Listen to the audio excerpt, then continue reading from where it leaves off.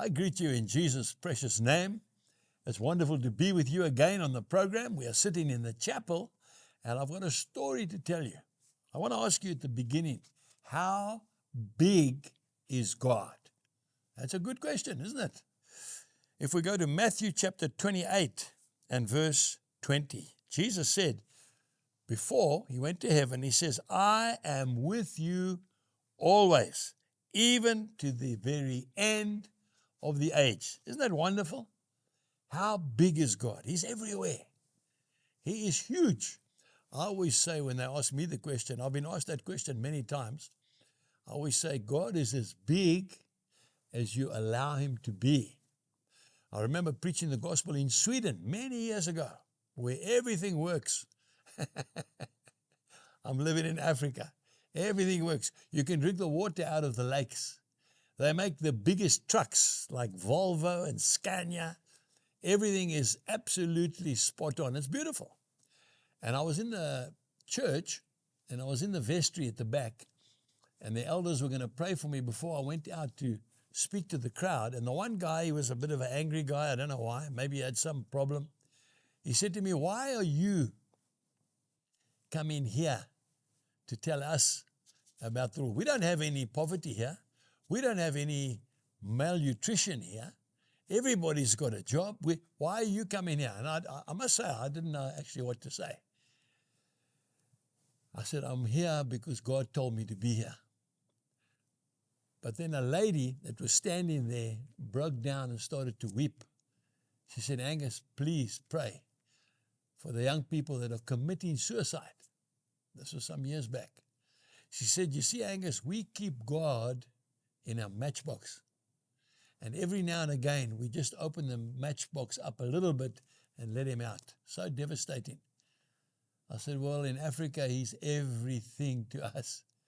How big is God? He's as big as you allow him to be. Now, I heard a beautiful story the other day of a little boy who was walking out in the open with his dad. And he asked his dad that question, how big is God? Oh, his dad said, but the Lord is huge. And just then, they looked up into the sky, a beautiful blue sky, and they saw an aeroplane, one of these massive aeroplanes, international aeroplanes, going over the top. And there was just this little speck. And he looked up and he pointed up and he said to his son, can you see that aeroplane? And his son could just see a speck. He said, Dad, I can hardly see it. It's so small. And then he got his son, and he put his son in his car, and he went down to the airport.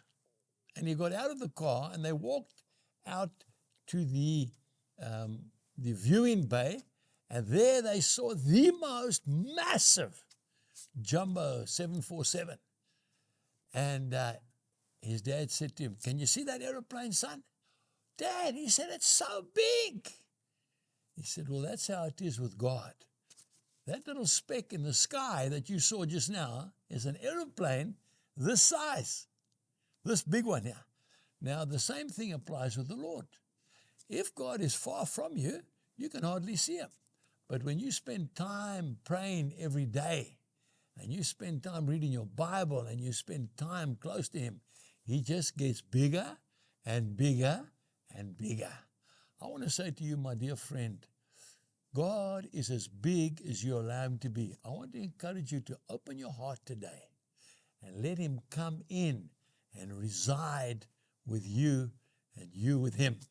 And he will be so close and so big that you can absolutely touch him. In fact, he's living in your heart. Jesus bless you.